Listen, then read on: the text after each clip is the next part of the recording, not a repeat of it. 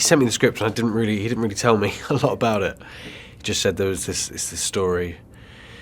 There's a cabin, and I read it, and it was combined two of my biggest nightmares: home invasion and the apocalypse.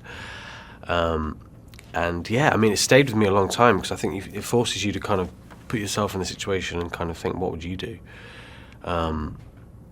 It's just deeply disturbing and pitched at it's such a fever pitch of kind of conflict, and there was just so much going on, and all confined in this one space with kind of very few characters. So it was, I found it really, really powerful, really moving.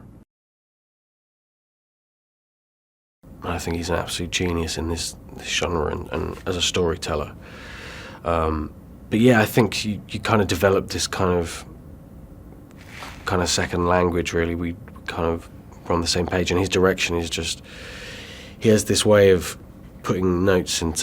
articulating notes in a way that kind of gets right to the heart of it, and he doesn't really have to say a lot for you to understand exactly what he wants. I love working with him. He's just so warm and really nurturing, just so, I think, just really brave, and like what we're seeing from him now is just some really bold storytelling. He kind of expects kind of absolute kind of perfection, and it's brilliant, because it really kind of forces you can never really sit back and relax. Even if you're in a scene and you're just sat in a chair in the background, he can see you, and you have to be in it, and it's I find it quite a thrilling way to work. The cabin is a perfect setting for something like this, because it's a place where it's just so isolated, anything really could happen, and you're so far away from kind of any help, so it just makes it even more kind of disturbing.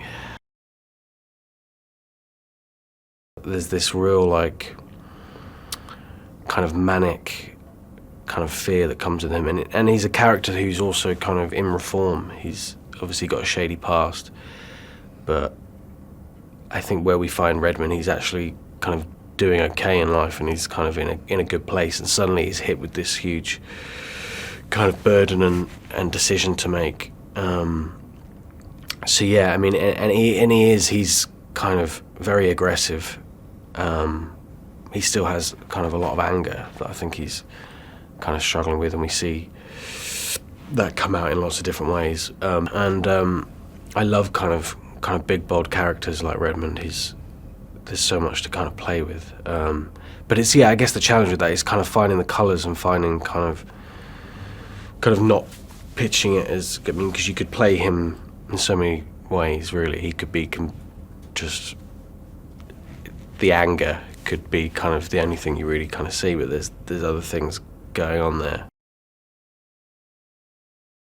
Dave is amazing. He's got this just incredible presence. I mean, he's physically just this kind of mountain of a man, and just really sweet, and just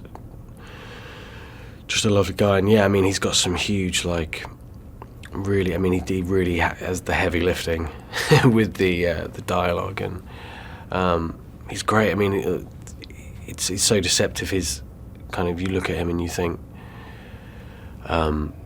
he's this kind of big, kind of strong, quite intimidating looking guy, but he's just got this such gentle kind of nature,